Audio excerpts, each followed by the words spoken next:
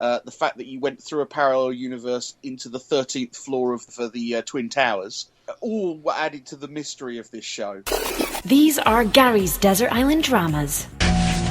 When did these episodes start? How did they feel? First was Susan Pratt's body, then it was in Brawles's office, the other on the street. The same people, the same places, but bleak. The city was on fire. There's another possibility. It's a bit complicated. Déjà vu. It wasn't déjà vu, Walter, not even close. Not typical, protracted déjà vu, prolonged. But you're familiar with the pliability of space-time, yes? Of course, who isn't? Well, let me explain.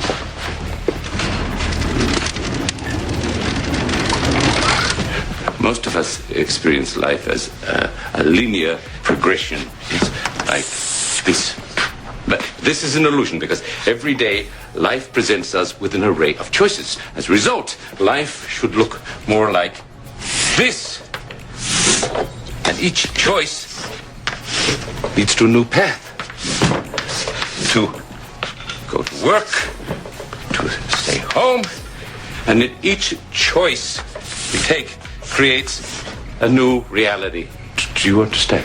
Yes, but what does it have to do with déjà vu? Déjà vu is simply a momentary glimpse to the other side. Almost everyone experiences it. We feel that we've been somewhere before because actually we have in another reality. It's another path. The road not taken. This is Desert Island Dramas from the team at the Custard TV podcast. The main actor in it for me, and oh gosh, I really should have looked up these names. John Noble. Thank you very much. He played... that's also why Matt's here. That's also why Matt's here, yes. Basically, he is the fringe. You know, he is the guy that for years has been working on using LSD drugs and things like that to recall people's memories. All the kind of fringe science things, you know, using animals to help with memory remembrance and, you know, also going Bishop. into trances, yeah. And I just thought the whole thing was great. It was full of action, and there were fantastic scientific moments. You know, when they went over to the alternative universe, it blew my mind a bit, I have to say. I'm a good lover of science fiction, and this was a good one. Yeah, the quality, unfortunately, did dip in Series 4 and 5, and the whole of Series 5 was in an alternative universe, and some characters are in the future as well.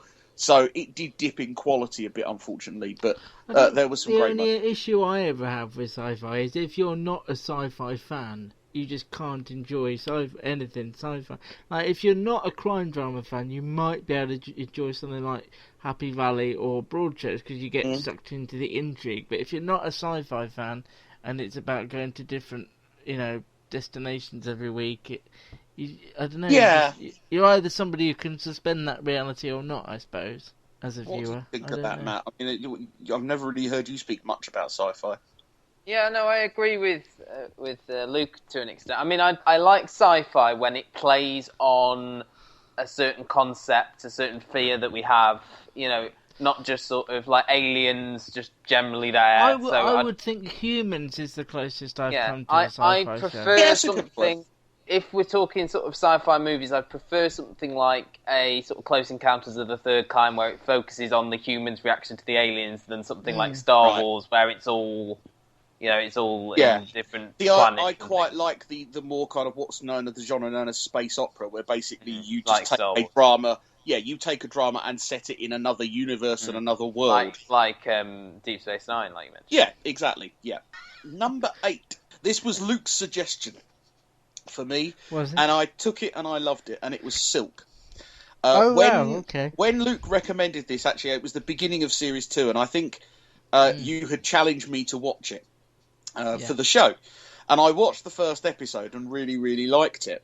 It's a courtroom drama set around a particular law firm or you know... Chambers. Chambers. Yeah. And despite my best attempts to discredit her, Maxine Peake is fantastic in this. As is Rupert Finally got there. As is Rupert Penry Jones and Neil Stuke. And I think those three are the main sort of reasons that I came back every week and watched it. I did actually go back and watch Series 1 on DVD. I bought it because I loved Series 2 so much. That I think was the first time that I surprised Luke, wasn't it? I said, I've watched Series 1. You went, what? Yeah, because it had Natalie Dormer, who'd gone on to, obviously, Game of Thrones. I've never it was a very rated different Dormer. different series in 1 than 2. And I would say even 3 is a different series to 2. I mean, I haven't rewatched Silk since it ended, but I loved it as well. I hope that if I watched it again, it would hold up. I think it would. Yeah, I think it would as well. In 2, they learnt from the mistakes of 1, because 1, I think they focused too much on the younger characters, as you mentioned, Natalie Dormer, Tom Hughes, whereas they took the basic things of what worked in Series 1, and in Series 2 they brought in the Phil Davis character, they brought in Francis Barber, and I think it really worked a lot more. As you say, once they kind of peeled away the younger characters and the things that are outside, once they dealt with the actual cases, that's what drew me in a bit more. Gary's Desert Island Dramas.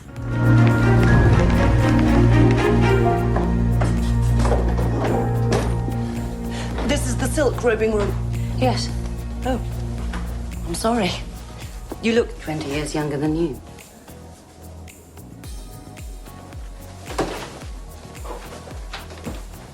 Proper women at the bar need to stick together. CW. Martha Costello. Oh, you're for Brendan Kay. I'm prosecuting you. They call you Lady Macbeth. Do you know that? Don't say that name in here. I thought that was only actors in theatres. What do you think this is?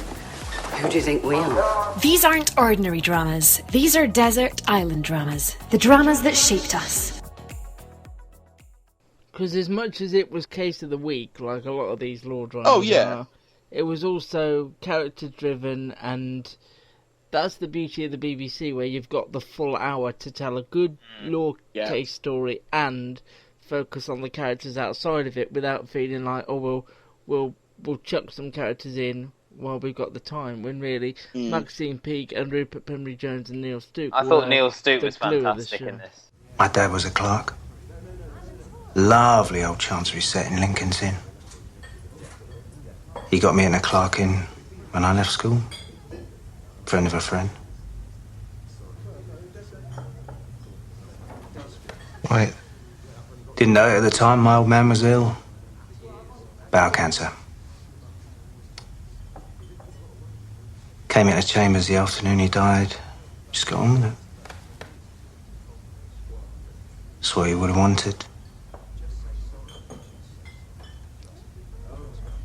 And for an hour I felt more alone than I've ever felt.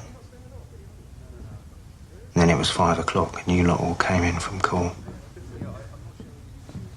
I watched you come in and I knew that this is my family. Was it Series 2 where you started to get the idea of the fact that you had cancer? I tell you what stood out to me about Silk as well is I'm pretty certain I'd watched other law dramas, but this one, it really seemed to be unapologetic for putting you in the world and not explaining it. You sort of had to learn what that world was and what things meant as you went along. It didn't drip feed you, oh, this is what a Chambers is, and this is who these people are, and this. It didn't really explain what Silk was. You had to really pay attention and get to the point of what everything was, and I really appreciated that. But again, at the end, it sort of faded off. They didn't end it in a way which you know, it certainly didn't leave you wanting more, and we're not going to get any more as far as we know. There was some talk of a Radio 4 drama that never appeared. No, it did appear, but it was just... It was about the clerks, wasn't it? Yeah. Like, Theo Bartlam-Biggs' character. And... Oh, fair enough. I never even sort of heard that it... I never even sort of heard it. Series 2 and Series 3 would hold up. The ones that ring out in my mind is, again, she went and did one. Didn't she do one in the military?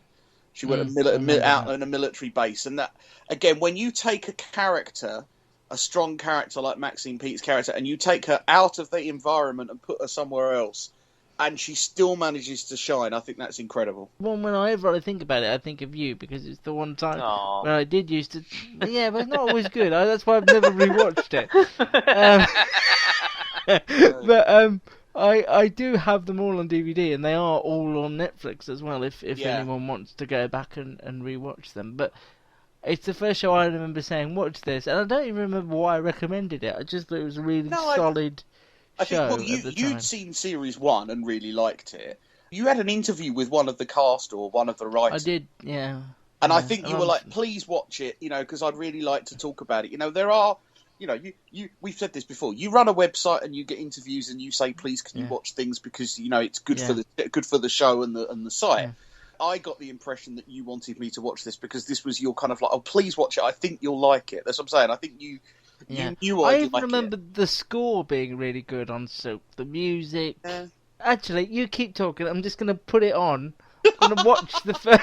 I'm going to watch the next first episode. Come back. So number 7 is an American police procedural drama that lasted 5 series. It's The Wire. Oh yeah. Yes. Now, The Wire. You had an interesting history with this, didn't you? Yeah, The Wire was a real labour of love for me. You wore out your subtitles button. Well, no. That poor lady in the corner mustn't have known what hit her. She was running around like mad. This is one where I remember. Do you remember when first Love Film came out and you could get DVDs through the post? I did the same thing with The Wire. Yeah, everybody recommended this show, and I don't even think I had cable television at the time. I don't think I had FX or whatever channel it was on. Not my uncle at this point. This was other people recommended. He said, "Oh, you got to watch this. It's great." So I think I got the first 2 discs of Series 1 through Love Film. And I sat and I watched the first episode, and nothing happens. And it's true, nothing of any You need note. to send that one back, Gary. I don't think it was working. Oh, sorry. Yes. See this? This the kingpin, all right? And he the man. You get the other dude's king, you got the game. So how do you get to be the king? It ain't like that. See, the king, stay the king, all right? All right. What about them little bald-headed bitches right there? The pawns, man. In the game, they get capped quick. They be out the game early. These are Gary's Desert Island Dramas. It's very hard to pick up the language. It's set in Baltimore, and it is all to do with the drug culture of buying and selling and pushing and supplying drugs, and the fight by the police force to try and break up these gangs, and in the way in which in the first series they set up a task force, mostly through sort of a comedy of errors and a bunch of idiots that come together, led by some people who seem to know what they're doing, and then a few sort of rough kind of diamonds that come together and actually put the group into a really good position. And they do that via phone tapping, hence the name The Wire. They find that the way in which a lot of these drug dealers communicate is via burner phones or pay phones. So that's kind of how the show starts. It's very hard to start if you don't understand the language and the terminology. I remember watching it then and thinking, oh, this is rubbish, sent it back. I remember that The Guardian gave away the first episode on a streaming service. This was before Netflix, and they did it on their website. And I remember watching that with my uncle and saying to him, oh, no, go on, let's give this a go. I tried it, but it was rubbish. He then got into it. Basically, he bought the first box set. I'm just thinking, do you think we've made a massive mistake? Do you think we should have Gary's uncle on the podcast? Yeah. I'm just thinking, because Gary gets all this his... is very historic. This will be the last podcast you hear from Gary next week. It's Gary's list and Gary's final appearance. Sorry, go on. Go on, Gary, I'm sorry. Carry on. And basically, he bought the first box set, and he did the smart thing, and that was using the subtitles. And then as soon as I did that, and I probably only needed them for about the first 6 episodes of Series 1, I was in. Once you understand the terminology, you are in. This is a slow developing story. I've even bought the book which the show was written on by David Simon, who also was involved in Homicide: Life on the Street, which is another great series. In each series, he goes at a certain type of culture in Baltimore. So in Series 1, it is the drug culture. Series 2 is the failing area of the docks around Baltimore and the fact that it was full of crime. Then you have one about the school system, one about about the police system, and the final one about the media. It's just fantastic. There's a huge cast, absolutely massive ensemble cast. I think only a few other shows can really kind of say they have this many people in it. And it made stars out of Dominic West, sort of the main star of the show. In it, and Jimmy McNulty, in which he puts on a very good American accent for a very posh British guy. you guys, I don't know whether you guys have actually stuck with this. I have not seen Series 5. I own all 5. I have not seen 5.